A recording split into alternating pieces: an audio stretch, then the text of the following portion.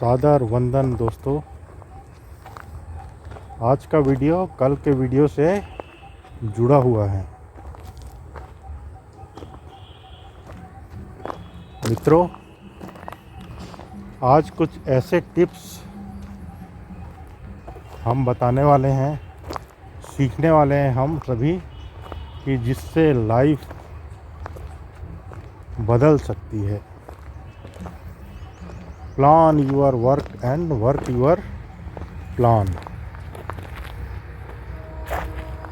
दो चीज़ें यदि आप रोज़ करते हैं, सोते समय करना भी नहीं है, बस उसे सोचना है, तो हमारा जीवन 365 दिन में, एक साल में पूरी तरह बदल जाएगा।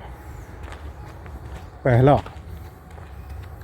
रात को सोते समय यह सोचना है। क्या सोचना है? कि आज मैंने ऐसा कौन सा काम किया जो मुझे नहीं करना चाहिए था।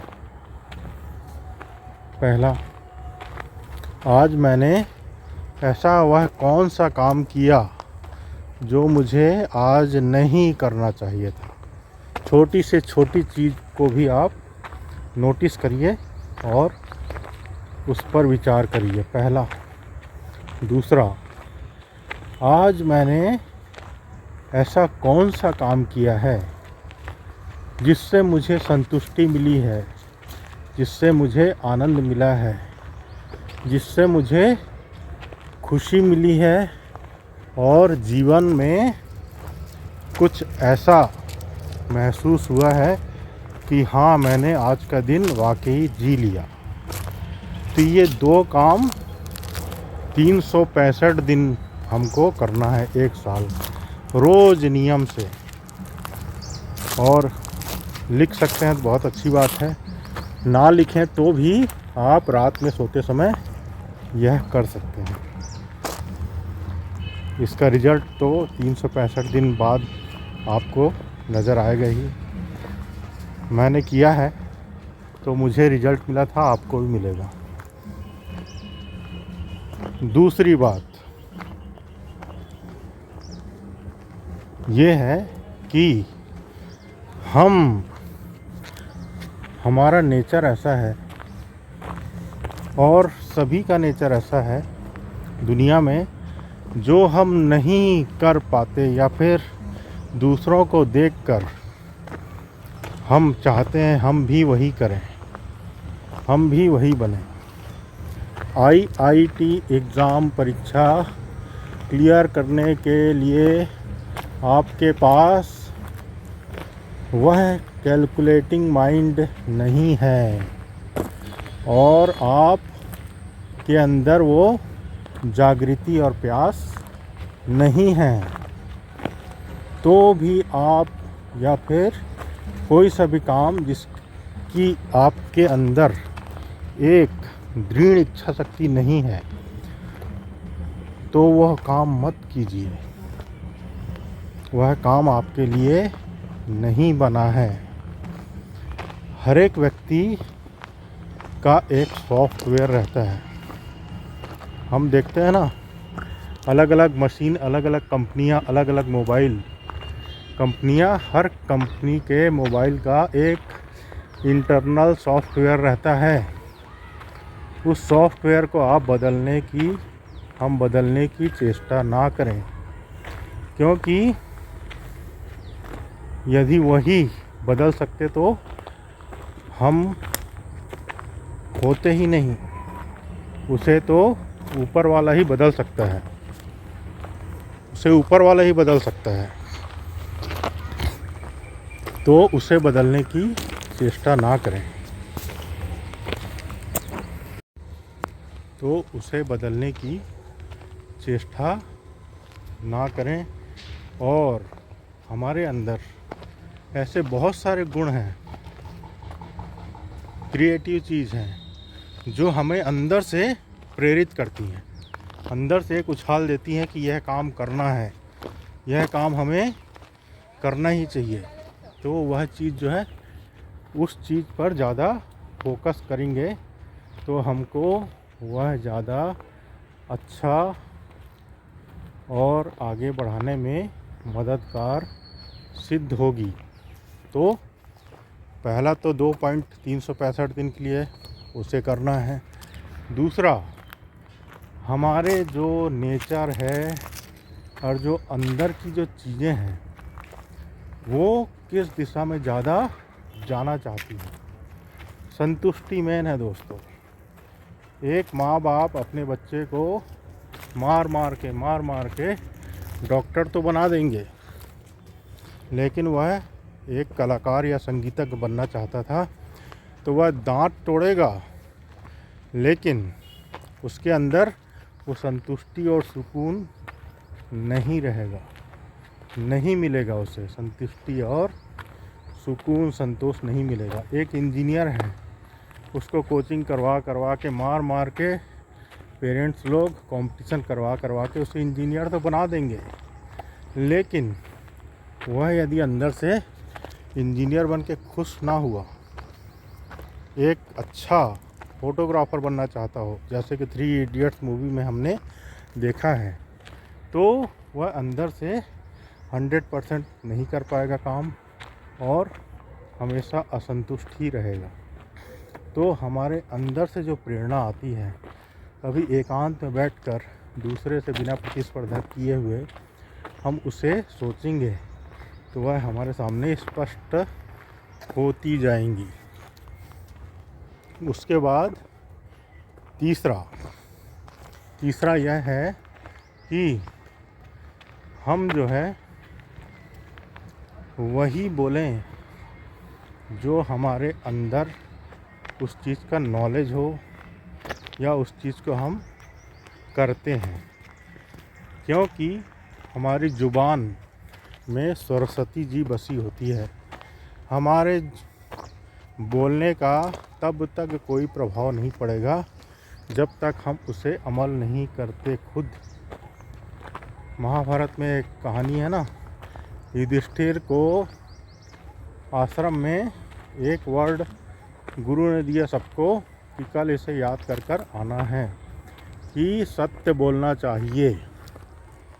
दूसरे दिन सभी से गुरु ने पूछा कि बताओ कल मैंने क्या कहा था और किसको किसको याद है। तो सभी ने बोल दिया कल आपने बताया था सत्य बोलना चाहिए। लेकिन युधिष्ठिर ने जब उसे खड़ा किया गया तो युधिष्ठिर बोला कि मुझे याद नहीं।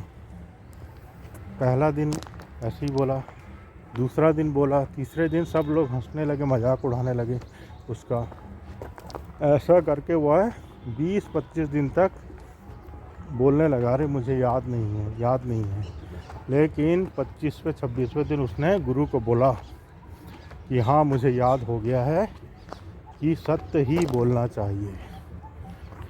फिर बाद में उसे गुरु ने पूछा और बोला कि बताओ इन सब के सामने कि तुमको इतना दिन में याद कैसे हुआ, पहले याद क्यों नहीं हुआ। तो वह बोला कि मैं दिन प्रतिदिन यह देखता था कि मेरे अंदर से असत्य तो नहीं निकल रहा है किसी के लिए, बातचीत में, बोली में, व्यवहार में, तो मैं उसे 100% अपने व्यवहार में नहीं ला पा रहा था। और जब मेरे व्यवहार में ये बात आई और मैंने अपने आप को परखा, किसी भी स्थिति में मैं सत्य ही बोल रहा हूँ, तब मैंने समझा कि हाँ यह वाक्य मेरे अंदर घुस गया है, सिर्फ कंठ तक या जुबान तक यह नहीं रहा है। तो उसी प्रकार कोई भी चीज़ यदि हम सामने वाले को बोलते हैं तो उसका अनुभव है, उसका ज्ञान है और उसका आपको एक्सपीरियंस है, यह सारी चीज़ यदि आपके पास है तभी आप उस चीज़ को बोलेंगे तो सामने वाला को ऊपर ज़्यादा प्रभाव पड़ेगा। क्योंकि सत्य सूरज की तरह रहता है, वह सामने आता है तो अंधकार दूर हो ही जाता है। और सत्य में जीने वाला व्यक्ति यदि कोई वाणी बोलता है तो डायरेक्ट वह हमारे हृदय को छूती है और हमारा जीवन बदल सकता है। तो यह 3 बातें। और एक और बात कि हम सोचते हैं कोई बड़ा काम करेंगे, और कोई बड़ा काम करेंगे तभी स्टार्ट करेंगे, कोई बड़ा काम करेंगे तभी स्टार्ट करेंगे। तो बड़ा काम कोई आपने सोचा है अपने जहन में कि हमको यह बड़ा काम करना है, तो उसे आप सोचते ही रहेंगे जब तक उसके लिए सिंपल स्टेप नहीं उठाएंगे। जैसे कि हम सोचते हैं कि हम अपना वज़न कम करेंगे, मॉर्निंग वॉक करेंगे, अपने डाइट में कंट्रोल करेंगे, और करेंगे कभी आता नहीं, कल कभी आता नहीं। क्योंकि कल के वीडियो में इसी टॉपिक पे हमारी चर्चा हुई थी। तो बड़ा सा कोई चीज़ है, जैसे बड़ा सा हाथी है, उसको खाना है एग्जाम्पल के तौर पर, तो एक साथ उसे नहीं खाया जा सकता। उसके टुकड़े टुकड़े करके, पीस करके उसको सालों में खाया जा सकता है।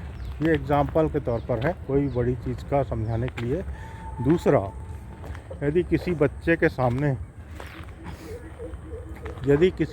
सामने पहली क्लास से लेके 12वीं क्लास तक, और 12वीं क्लास से लेके पोस्ट ग्रेजुएशन तक की बुक, कॉपी, पेंसिल सब रख दिया जाए पहाड़ टाइप का, और उसको बोला जाए कि इतना तुमको पढ़ना है और इतना साल में पढ़ना है, तो बच्चा जो है डर के मारे वो कोमा में चल देगा, बुखार आ जाएगा और उसको हताश और निराश हो जाएगा। क्योंकि इतनी मोटी मोटी बुक देखेगा, इतनी मोटी मोटी कॉपियाँ देखेगा, तो वह जीवन में कभी भी आगे नहीं बढ़ पाएगा। तो कोई भी बड़ी चीज़ को स्टार्ट करने के लिए छोटे छोटे स्टेप उठाने चाहिए। जैसे कि बच्चा पहले 4 हाथ पाँव से चलता है, फिर खड़ा होता है, फिर गिरता है, फिर संभलता है, फिर गिरता है, लेकिन वह चलना नहीं छोड़ता।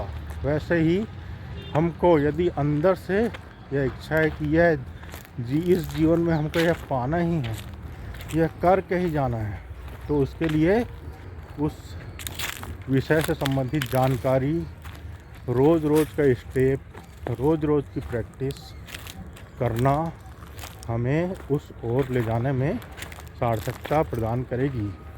तो यह एक बहुत ही धैर्य का विषय है, धैर्य की सोच है। प्रणाम मित्रों, आशा करता हूँ आपको यह वीडियो पसंद आया होगा। प्रणाम।